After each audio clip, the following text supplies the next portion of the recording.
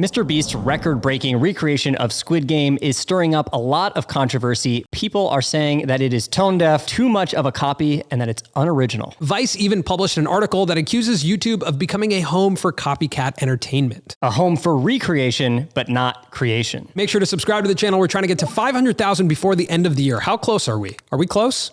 We're pretty close. What do I know, man? So here are our thoughts on MrBeast's recreation of Squid Game. Thanks to the sponsor of this episode, Storyblocks, and Colin, roll the intro.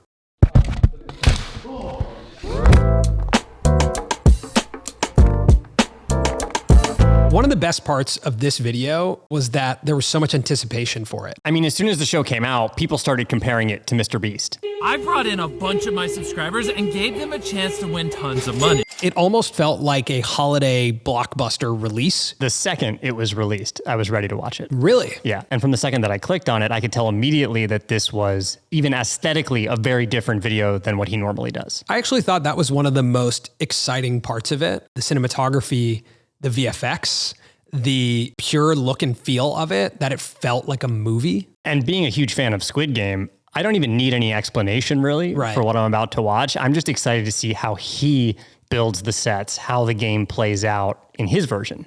Agreed. It was like, what is the YouTube version of this show that I love? What Jimmy doesn't know is I brought a lighter and I'm gonna drop it for somebody. Do you have any critiques of the video? I mean, a lot of the criticism was that this version was insensitive to the meaning behind the original, and I see the validity of those arguments. From a video and storytelling perspective, I would have liked if he built the characters a little bit more, because that was obviously such an amazing part of Squid Game. You cared about the characters so much. Granted, the stakes in the actual version were death, and there was a lot on the line. When the guy won musical chairs at the end. Spoiler. I was like, who's that guy? What's he going to do with this money? Yeah. And that's something that The Voice does really well, or American Idol, right? They take you home with the contestants. Every game show does it. Yeah, all the game shows do it. And you get to understand what's important to them at home and why they need this money. I want to know what your daughter's going to say. Oh, I can't wait to see her. I do think that he could have done it in advance. Like through shorts, he could have introduced us to characters on his shorts channel. And that would have been really powerful. If he was like, this is 067. She comes from blank. And if she wins the $456,000, she's going to do this with it. Immediately, you would have had marketing built in. You would have had these characters. And you would have, right when you clicked on the video, been invested in like, oh, that's that character that I loved. And they're going to use it for their mom. And like, I think that's important as Jimmy grows as like a game show host and as a channel that's creating these competitions with high stakes. That's what made Squid Game so powerful, was that every character, you knew what they needed this money for. Go meet your mother. Go get your brother too. Okay, there's a couple of shots that to me were like, raised the bar for YouTube, period. Like the sets of the tug of war and the game where they have to jump across. What's it called? I don't know what that game Jump is called. Across, I think it's called. The jump across game? Yes. The sets for those were shocking. And there's one shot where the camera is pointed up at one of the like Squid Game people, the triangle men, and it like goes around like this, and it is just a beautiful shot. And if you watch the behind the scenes video from the So Crispy Media YouTube Shout channel, out to Sam. They're the group that did all the VFX. It's unbelievable how much went into all of these shots. I actually did not realize how much VFX there were in this video when I watched it for the first time. Jimmy rented out a full like rodeo arena, but then it was like blue screen so that they could create the environment of that set. The fact that they did it all in 7 weeks, like that was like making an indie film. It's an incredible feat. And to think that it just went out on one 25-minute upload, that's it. It's not like it was a 4-part series or anything. It's just one YouTube video. Unbelievable. So that was amazing. Now, the scale of this, because it tapped into this global trend of Squid Game, and at the same time was also released on a holiday weekend in the US here, the day before Thanksgiving, I found myself at Thanksgiving hearing about this guy, MrBeast, and his recreation of Squid Game from people who do not watch YouTube. Did you say, let me tell you a thing? Let me tell you a thing or two about MrBeast. My friend, Mr. Last name Beast. Yeah. Thanksgiving flex. Right. Yeah. That was the point of that story. Cool. Moving on. There's these moments with YouTube creators where the story of a YouTube creator gets outside of the bubble of, the creator world and it gets outside to the mainstream. This was one of those moments. A lot of times when that happens, it's because of this social hacking strategy where something already is happening, like Squid Game. Logan Paul fighting Floyd Mayweather was another moment where I felt like we got beyond the bubble from like, oh, this YouTuber is doing this thing. Like where my friends are asking me questions who don't watch any YouTube, that's when I know like something has transcended the bubble. And this MrBeast Squid Game recreation was one of those moments. Let's just talk about the sheer impact of this video by the numbers. And these numbers are actually from our newsletter, which is called The Published Press. If you want to subscribe, you get information like this. I just think if you want to be cool, you should probably subscribe to The Published Press. I don't know. Right. What do I know? It's a creator economy newsletter. Link is in the description. Click the link. It took the video 9 minutes to hit 1 million views. Must be nice. In a single day, he grew 1.4 million subscribers. Which is the record on YouTube, by the way. The record, and in 2021, on average, he would do 70,000 a day. And the sponsor of the video, Brawl Stars, the game, went from number 41 on the App Store to number 2. These numbers are incredible, and what ended up happening is that these numbers ended up getting compared to the actual Squid Game and its numbers. The comparison of the numbers got people heated. The actual comparison was trending on Twitter. Now, the comparison was used as a like kind of rally cry for the creator economy that like, hey, this creator took 7 weeks to make this video. It only cost him $3.5 million. And he was able to reach almost the same amount of people as Squid Game. That was kind of the vibe of the comparison. And people obviously were really upset because it was like, wait a second, hold on, you can't compare that. They are apples and oranges when you think about it. One is on an ad-supported platform that anyone can watch. Another one is subscription. MrBeast version was 25 minutes. The actual Squid Game was closer to 500 minutes. One is unscripted and one is narrative, right? Totally different. Also, the main thing is there's just not one without the other. Like MrBeast Squid Game does not exist if Squid Game doesn't exist, of course. MrBeast Squid Game version exists is because the groundwork was laid, and Squid Game in itself is a cultural phenomenon. At the time we're recording this video, MrBeast Squid Game has like 130 million views. And it's reported that Netflix Squid Game did 142 million views. So if you just look at those two numbers, yes, there's an interesting comparison. But that's how simple it is. Like you can't actually go any further than those are two really similar numbers. There's a lot of nuance behind these numbers. I think actually what I wanted to come out of these comparisons that started to come about were just like, wow, the scale of YouTube is really big. That I think was my hope with starting to see these numbers come out of like, oh, wow, being a YouTube creator, you can reach the amount of people that traditional entertainment platforms reach. That's the interesting comparison, but the rest of it is like too nuanced to actually compare. You can't compare the two things. What I didn't anticipate was the article published by Vice saying that YouTube has become a home for what they called a reductive rip-off, that people are really just taking other people's content and copying it. Yeah, and they also talked about like reactionary content, which is kind of what we do, right? Where we're like taking something that's happening. Kind of, it's 100% what we do. And reacting to it. And that is not creation. They called it recreation. Right. This is a fine line in art, right? Yeah. Of what is copied and what is original. Is anything even really original? It brings up a really interesting philosophical discussion just about creating anything. So if we go all the way to, one side of the spectrum, there's artists. Artists are people who are coming up with these, original ideas. Now, original, I'm going to use very carefully there because they're obviously inspired by something, but they are developing these ideas and they're expressing themselves with whatever they want to make. That's an important distinction. You get all the way on the other side and you look at like a studio executive who's like a distributor, and that distributor is thinking about what the audience wants. That is why you see so many sequels in Hollywood, because a studio executive is like, wait, Spider-Man works. People buy tickets to Spider-Man. Let's make another Spider-Man. They make media based off metrics. That's the difference, right? Artists make media and creations off of what they feel, off of what they want to express, not necessarily off of metrics or a desire or need to make a business. A lot of artists are broke. Right. The director of Squid Game took him 10 years to finally make this piece the way he wanted to. And he was very often broke during that time period. He had to sell his MacBook. For like $600. Yeah. Like he's an artist. He wanted to make something. He wanted it in the form that he wanted it in. somebody had to come in and finance the thing he wanted to make. Netflix is a distributor. Right. They will buy things and put things out based off metrics. Yeah, a good example of it is Tiger King season 2. It's pretty bad. Do we need it? No, but they saw that people loved Tiger King season 1, so they're like, what are we going to spend on? We're going to spend on a sequel. And so that's what you see on distributors. They're looking at metrics to make a decision. Now, in the middle there is being a creator. Being a creator obviously starts with you having an expression that you want to put out into the world. You have an idea that you want to share. You have some level of like inspiration that struck you to the point where you have to put something out. But as you get into the career of being a creator, you are operating as a media company, you're operating as a distributor, where YouTube is giving you analytics and you are making decisions based on analytics. And you're trying to make these analytics to a point where you can have a career doing this thing.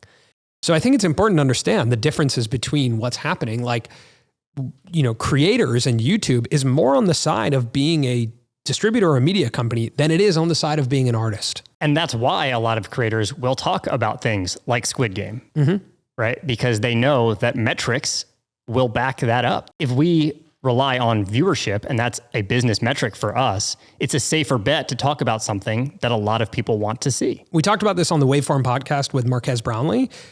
That content market fit is what you want to make, what the audience wants to watch, and what the algorithm will serve to them. And so 2/3 of that equation don't have to do with what you want to make. 2/3 of that equation have to do with the audience and the platform. So you are operating as a creator thinking about those two things. So that's why creators make some of the decisions they make. But when it comes down to copying and imitating other people's work, do you think that MrBeast's recreation of Squid Game is too much of a copy? The reality for me is that I don't believe that it replaced Squid Game. No. Like, I don't think someone watches MrBeast's Squid Game and then is like, cool, I'm good on Squid Game. I don't have to watch the real one. I actually think it probably had more intrigue into people wanting to watch Squid Game.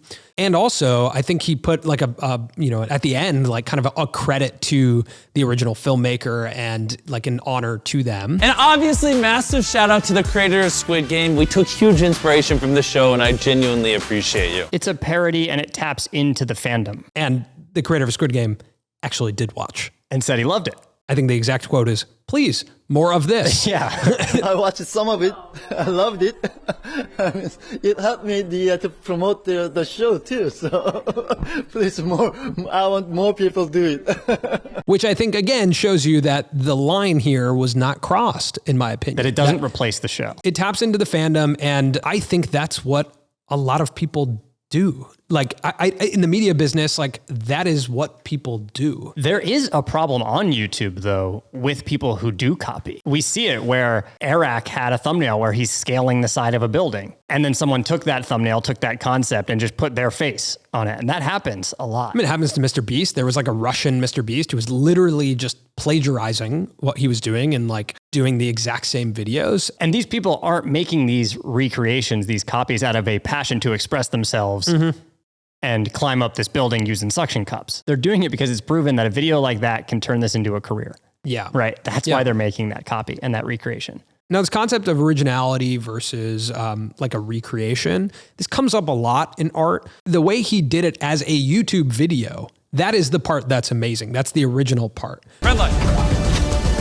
Oh, yo, they're dropping. No one has spent that much money on a YouTube video. No one has built sets. No one has essentially made like a Hollywood movie as a YouTube video. That's the original part, I think. It's not the creative. The creative is, yes, he literally did every single game in order exactly how they did it in Squid Game. Yeah, the reality is, like, originality is sort of found over time. To create anything, you sort of have to start with some sort of input. All right, you see these birds on screen right now? Those are actually not real. Yeah, I know. It's hard to believe. Those are from the sponsor of today's episode, Storyblocks. So we've been using Storyblocks for years now in our content. Not only are we using Storyblocks for VFX like the one you just saw, we also use them for stock footage, music, sound effects, and even After Effects templates. So if you want to level up the production of your videos, but you don't have like a full graphics team, then Storyblocks is the perfect fit for you. Like, let's say I want a drone shot of Los Angeles. Well, there you have it. You got it right there. Or let's say I need a shot of a giraffe for some reason. Storyblocks has that too. They have super flexible subscription plans, so you can find the plan that works for you. And everything you download from Storyblocks is royalty-free. They're also really committed to making their library more diverse and inclusive through their Restock initiative. So if you ever need motion graphics, footage, or audio to up-level your productions, head over to storyblocks.com/Colin and Samir. Storyblocks supports a bunch of creators, so we hope you guys support them too. So check out the link in our description, head over to Storyblocks. All right, back to the show. This is a book called Steal Like an Artist, and if you have not read this book and you're a creator or you're anyone interested in this, you should check this out. There's a link for this book in our description. The whole book kind of talks about this concept of, you know, stealing like an artist. Like everything is an imitation of something. That's how creativity happens. Start copying what you love. Copy, copy, copy. At the end of the copy, you will find yourself. And it says, what we're talking about here is practice, not plagiarism. Plagiarism is trying to pass someone else's work off as your own. Copying is about reverse engineering. It's like a mechanic taking apart a car to see how it works. And I think that is so important. That when we first started the Colin and Samir channel, we were incredibly inspired by Casey Neistat. And it was like, how's he doing this thing where he's making a movie about his life every day? And we did very similar versions of his vlogs. We tried as hard as we could. And it didn't feel totally original, but that wasn't really the point. And there was hundreds of channels like that. And that got our reps. We were just picking up a camera, talking to it, filming, editing. Like you have to have something to create that repetition where you're actually finding your voice through copying. And I think that's really looked down upon, but I don't think the people who are looking down upon it are actually creators or artists because they don't know that you need to do that. How else are you going to find your voice? Jimmy probably reverse engineered through this process how he could make like a movie. And has come up with a totally new way to make something eventually totally different. Mm-hmm. There will be another video that he makes at this scale, right? With the VFX team and this many people involved that takes that much time. And it will probably be an original idea at that point. Exactly. Or some new iteration of an idea that he has. So he just like, I love that notion of taking apart a car, because that's essentially what he did is he saw something grand. He saw something that the whole world loved, and he was like, how did they do that? Not in how they came up with the idea, but how did they put that together? And then he did it. And that's what's amazing. And I think for every creator, that's what you have to do. Like for us to get to the point where this is our show, we had to go through so much reverse engineering of YouTube content. Of other people's shows. Other people's YouTube content, where we would look at someone and be like, that's cool. Can we make something like that? Now, there's something called the 3% rule, and this is a rule that is coined by Virgil Abloh, who was a prolific designer and creative who passed away last week. But what he talked about was that to make something original and innovative, you just have to take something that already exists and change it by 3%. He talked about doing a collaboration with Nike and releasing this Air Force One, where he took the Air Force One, the same Air Force One that people love, that they wear on their feet all the time, and he just put his own spin on it. He made it 3% different. And that's what made it a success. Any more and you may have screwed it up. Exactly. You know, you look to the top and you see sequels being made, and that's because people are comfortable. Like audiences want something like that. They just want it to be 3% different. That's when it becomes innovative. You know, the important piece is if you're a creator, that you need to have a path into finding your voice, which is going to be through imitating or iterating on someone else's idea or the inspiration that brought you to the point of wanting to create. And that's okay.